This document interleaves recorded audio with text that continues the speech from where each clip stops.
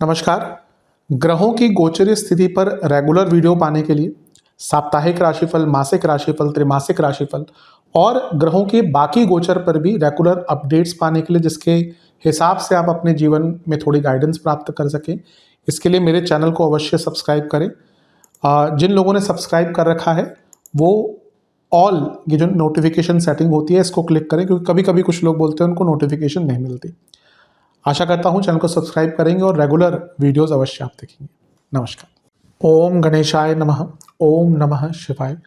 मैं निखिल ज्योतिषाचार्य आप सभी का मेरे चैनल पर पुनः स्वागत करता हूँ। आशा करता हूँ कि आप सभी स्वस्थ होंगे। महादेव की कृपा आप सभी पर सदैव बनी रहे। कि वीडियो वृश्चिक यानी कि स्कॉर्पियो के लिए बहुत विशेष है, क्योंकि वीडियो है मंगल देवता के राशि परिवर्तन के बारे में। मंगल महाराज राशि बदल रहे हैं। कब बदल रहे हैं? 23 फरवरी 2026 को, और आपके चौथे भाव में प्रवेश कर जाएंगे और 2 अप्रैल 2026 तक यहीं पर रहेंगे। मंगल देवता बहुत एक इम्पॉर्टेंट ग्रह है। सभी ग्रह इंपॉर्टेंट है, लेकिन मंगल की बात करें तो उनको ग्रहों का सेनापति कहा जाता है।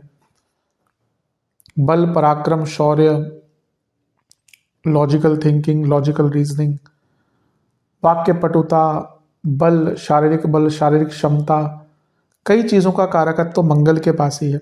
उनकी 3 दृष्टियां भी हैं। सप्तम पर देखेंगे एक दृष्टि से, 10वें घर को देखेंगे एक दृष्टि से, और 11वें घर को देखेंगे एक दृष्टि से। चौथी दृष्टि, 7वीं दृष्टि, 8वीं दृष्टि। आपके लग्नेश भी हैं, और यहाँ पे अगर देखें तो बुध के साथ भी बैठे हैं, राहु के साथ भी बैठे हैं, शुक्र के साथ भी बैठे हैं, सूर्य के साथ भी बैठे हैं, और अंगारक योग भी बन रहा है राहु के साथ। तो मंगल पर प्रभाव बहुत, और इसको समझने के लिए ही ये राशिफल इंपॉर्टेंट है। क्या इम्पैक्ट रहेगा इस गोचर का? इस वीडियो को उपयोगी बनाने के लिए मैंने इसको पॉजिटिव, नेगेटिव और उपाय के सेक्शन में बांटा है। यदि आपकी लग्न राशि या चंद्र राशि वृश्चिक है, दोनों ही देख सकते हैं। जहाँ से सूट और रिलेट ज़्यादा करता है वहाँ से देखिए। व्यक्तिगत तौर पे मेरा मानना है लग्न से देखेंगे तो अच्छा, इनकेस नहीं पता है तो चंद्र राशि से भी इसको देख सकते हैं। शुरू करते हैं पॉजिटिव्स के साथ। सबसे पहले तो लग्न भाव के स्वामी चौथे घर में, लग्न का स्वामी केंद्र में, यानी कि राजयोग। तो जब लग्नेश राजयोग की स्थिति में है तो चीज़ें अच्छी रहेंगी, चीज़ें पॉजिटिव रहेंगी। यहाँ पर देखें तो मंगल छठे घर के स्वामी भी हैं, चौथे घर में बैठे हैं। तो प्रॉपर्टी संबंधित कोई केस चल रहा था, राहु केतु एक्सेस है, अंगारक योग है, या तो केस फेवर में चला जाएगा अगर आपकी दशा अंतरदशा बहुत अच्छी है, अदरवाइज कॉम्प्रोमाइज हो सकता है प्रॉपर्टी संबंधित कार्यों में। अगला पॉइंट, चौथे भाव में अंगारक है और मंगल है साथ में। ये सडनली प्रॉपर्टी से लाभ भी दिखाता है, क्योंकि यहाँ से राहु अष्टम को भी देखेंगे और अष्टम के स्वामी यहाँ पर हैं। तो कभी कभी पैतृक संपत्ति से लाभ मिल जाता है। कोई विल मिल गई, वो उसमें आपका नाम आ गया, तो यानी कि पैतृक संपत्ति से लाभ मिल सकता है। और लेट्स से कोई पैतृक संपत्ति का मामला कोर्ट केस में फंसा हुआ था, कभी कभी पुश्तें निकल जाती है, नहीं सॉल्व होते।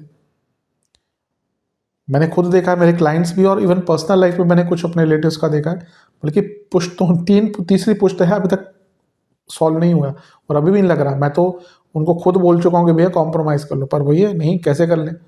अब भुगतो तो फिर बैठ के, और क्या कर सकते हैं? फिर आगे वाली पुश्तें भी लड़ती रहेंगी केसेस, क्योंकि डॉक्यूमेंट्स नहीं है, बहुत उसमें आनाकानी है, बहुत दुनिया भर की प्रॉब्लम्स है। तो इस सिचुएशन में कॉम्प्रोमाइज़ कर लेना चाहिए। तो यहाँ पे जैसे मैंने कहा, कोई पैतृक संपत्ति संबंधित विवाद आपका सुलझ सकता है। अगला पॉइंट, 12वें घर के स्वामी शुक्र यहाँ पर है, लग्न के स्वामी मंगल यहाँ पर है, राहु यहाँ पर है। तो 12वें घर का इन्वॉल्वमेंट, लग्न का इन्वॉल्वमेंट, चौथा भाव हो रहा है ये, जहाँ पे सब कुछ हो रहा है। तो ये विदेश यात्रा का भी योग बनाता है, और जो लोग विदेश में है, सेटल होना चाहते हैं, उनके लिए भी अच्छा योग है। फिर से मैं कहूँगा कि इसमें देश काल पात्र इंपॉर्टेंट होता है। अब इस टाइम कई, जैसे यूएसए में बहुत बुरे हालात चल रहे हैं, तो वहाँ पे हम नहीं कह सकते, पर अगर आप किसी ऐसी कंट्री में है कि भाई जहाँ पे बहुत क्लियर कट तरीके हैं, जैसे कनाडा हो गया या कुछ और कंट्रीज हो गई, कि भाई आपकी एलिजिबिलिटी होगी तो आप अप्लाई करके आपको मिल जाएगा, तो वहाँ पे ये चीज़ें काम करती हैं। अब इसमें का क्योंकि देश काल पात्र भी इसमें देखना चाहिए। अगला पॉइंट, यहाँ पे शुक्र है, मंगल है, चौथा घर है, तो वाहन, घर के ब्यूटिफिकेशन और घर में कुछ साज सज्जा का काम, इंटीरियर्स का काम करवा सकते हैं। छठे घर के स्वामी और 12वें घर के स्वामी यहाँ पे साथ में है, और राहु है। राहु को ना कई जगह पे नाड़ी ज्योतिष में स्पेशली रोग हरणम कहा गया है। मैं कई बार बताता भी उस चीज़ को, केतु रोग करणम तो राहु रोग हरणम। जो ज्योतिष सीखने का मौका मिला तो हमारे गुरु थे एस गणेश जी, तो वो ऐसी चीज़ें बहुत बताया करते थे। उनके पास उनके उनके उनको देखकर तो बस यही मन करता था सुनते जाओ उनको। ठीक है, एक जब सीख रहे हो तो एक काल तक ही सुन सकते हैं, लेकिन उनके मुख से ऐसी ऐसी चीज़ें निकली हुई हैं जो आज तक काम करती हैं। तो ये उनका सूत्र था कि राहु रोग हरणम, केतु रोग करणम।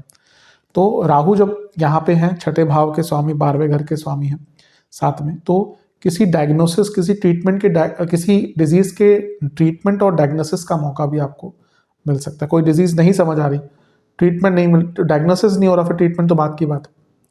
तो वो यहाँ पे हो पाएगा। 2 8 11 5 कनेक्शन हो रहा है। कैसे? यहाँ पे अगर हम देखें तो जो चौथा भाव है, यहाँ पे आपके 11वें घर के स्वामी बैठे हैं बुध, 8वें घर के स्वामी बैठे हैं, वो भी पुनः बने आपके बुध, और दूसरे घर के और 5वें घर के स्वामी बृहस्पति का दृष्टि द्वारा संबंध है, और यहाँ पे लग्नेश भी हैं। तो भले ही इनडायरेक्ट है लेकिन संबंध है। और यहाँ पे क्योंकि अष्टम का आ गया, तो अचानक से कोई रुका हुआ पैसा आपका वापस आ सकता है। अगला पॉइंट, 7वें घर के स्वामी है शुक्र, लग्न के स्वामी है मंगल, और ये 7वें चौथे घर में बैठे हैं अंगारक योग बनाकर, और 11वें घर के स्वामी यानी कि बुध भी आ गए। तो ये sudden income, sudden money flow in business दिखाता है। चौथे घर में इतना कुछ हो रहा है, और यहाँ पे मंगल भी है, यानी कि अपने घर में या अपनी कोई प्रॉपर्टी है उस पर कंस्ट्रक्शन करानी है, या पैतृक संपत्ति पे कुछ कंस्ट्रक्शन करानी है, उसका योग भी है। 11वें घर के स्वामी यहाँ पर है यानी कि बुध, लग्न के स्वामी है यहाँ पर, और अंगारक योग है यानी कि एसेट्स की वृद्धि, क्योंकि लाभ स्थान के स्वामी भी है, तो एसेट्स की वृद्धि भी यहाँ पर हो सकती है। अच्छा, इन सारे ही ग्रहों को वक्री बृहस्पति देख रहे हैं, यानी कि आप बदलाव के बारे में अब सोचने लगेंगे। बहुत स्तर पर आप जिस भी अपने जीवन में, जिस भी एरिया में हैं, आप अब बहुत बदलाव लाने का विचार करना शुरू कर देंगे, क्योंकि 12वें घर के स्वामी चौथे घर में है शुक्र, और मंगल का भी साथ मिल गया। प्रॉपर्टी बेचने के लिए, कोई प्रॉपर्टी आपकी पड़ी है उसको बेचने के लिए बहुत अच्छा योग है, और अंगारक योग यहाँ पे बन रहा है। तो अगर आप विदेश में घूमने जाना चाहते हैं या किसी वैकेशन पे जाना चाहते हैं विद फैमिली, उसका भी योग बहुत अच्छा बनता है। दृष्टियों पे चलते हैं, मंगल की एक दृष्टि रहेगी सप्तम भाव पर, यानी कि मैरिज, बिजनेस, इन दोनों, स्पेशली अगर बिजनेस की बात करें तो बिजनेस में बड़े चेंज लाने का मौका मिलेगा। और मैरिज की जहां मैं बात कर रहा था, तो विवाह के योग की मैं बात कर रहा था कि विवाह का योग अचानक से बन सकता है। मंगल की दृष्टि 10वें घर पर है, कार्य क्षेत्र में अपने आप को इंप्रूव कर पाएंगे, नई स्किल सीख पाएंगे, और मंगल की दृष्टि 11वें घर पर है तो एक्सपेंड कर पाएंगे। तो ये सारी अच्छी चीज़ें दिख रही हैं। अब थोड़ा नेगेटिव पहलुओं पर भी एक नज़र डाल लेते हैं, चलते हैं नेगेटिव्स की तरफ। सबसे पहले चौथे घर में अंगारक, घर में लड़ाई झगड़े भरपूर होने वाले हैं, भरपूर लड़ाई झगड़े। ऐसी नौबत आ सकती है, कभी कभी कोई इतनी लड़ाई होती है कि घर छोड़ के कोई चले जाता है। 12वें घर के स्वामी चौथे घर में है, घर में खर्चे बहुत होंगे, और अष्टम के स्वामी चौथे घर में, पारिवारिक संबंधों में बहुत अनिश्चितता आ जाती है। मदर की सेहत बहुत खराब रहेगी, प्रॉपर्टी इश्यूज घर में आ जाते हैं इस टाइम पे, भाई भाइयों में लड़ाई हो जाती है, इमोशनल अप एंड डाउन बहुत होते हैं। और लग्न के स्वामी यहाँ पर 12वें घर के स्वामी के साथ है, यानी कि क्योंकि अंगारक योग बन रहा है, तो कुछ ऐसे खर्चे हो सकते हैं जिनके लिए आप तैयार ही नहीं थे, बहुत बड़े लेवल पर खर्चे हो सकते हैं। बृहस्पति का प्रभाव है, ये और अनसर्टेनिटी क्रिएट करता है, क्योंकि अष्टम से और वक्री है। अच्छा, चौथे घर में मंगल, अंगारक, शुक्र, अष्टम, 12वां, छठा, देखिए बहुत केयरफुल रहिए। व्हीकल और एक्सीडेंट के बहुत स्ट्रॉन्ग योग बन रहे हैं। अगर आपकी मारक दशा, कोई बुरी दशा, वक्री ग्रह की मंगल, केतु, शनि, बुध, इनमें से किसी की अंतर्दशा चल रही है ना, बहुत केयरफुल रहिए। और कुंडली में योग भी अगर इस प्रकार का है आपका, तो अब ऑब्वियसली सबको नहीं पता होता, बस आपको केयरफुल रहना है कि इस कालखंड में हो सकता है ऐसी प्रॉब्लम्स कि सारे ग्रह 4-10 एक्सेस में है, तो वर्क लाइफ बैलेंस ही बिगड़ जाएगा, या तो कार्य क्षेत्र में कुछ ऐसा हो जाएगा, उसका प्रभाव पर्सनल लाइफ पर पड़ेगा, और वाइस वर्सा। रिलेटिव से लड़ाई हो सकती है। सप्तम के जो स्वामी है शुक्र, राहु केतु एक्सेस में, अंगारक दोष में आ गए, तो मैरिड लाइफ में प्रॉब्लम और रेपुटेशन भी खराब हो सकती है। और सबसे इंपॉर्टेंट चीज़ है कि घर में ना कोई चोरी भी आपकी हो, चौथे घर में इतने सारे ग्रह हैं, कभी कभी घर में कोई चोरी भी हो जाती है।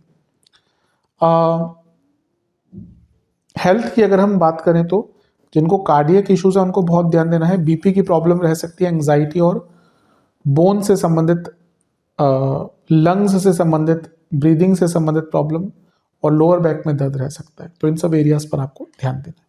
उपाय की बात करते हैं। बजरंग बली को 2 घी के दिए अर्पण कीजिएगा। ओम वीर भद्राय नमः मंत्र का 108 बार जाप कीजिएगा। सुंदरकांड की पुस्तक डोनेट कीजिएगा बजरंग बली के मंदिर में। मीठे पान का और बेसन के लड्डुओं का भोग लगाइएगा और हनुमान बाहुक का 2 बार पाठ कीजिएगा। आशा करता हूँ कि वीडियो काम आएगी। चैनल पर नए हैं, सब्सक्राइब कीजिए, वीडियो को लाइक कीजिए। मिलता हूँ मैं आप सभी से अगली वीडियो में, तब तक के लिए ओम नमः शिवाय।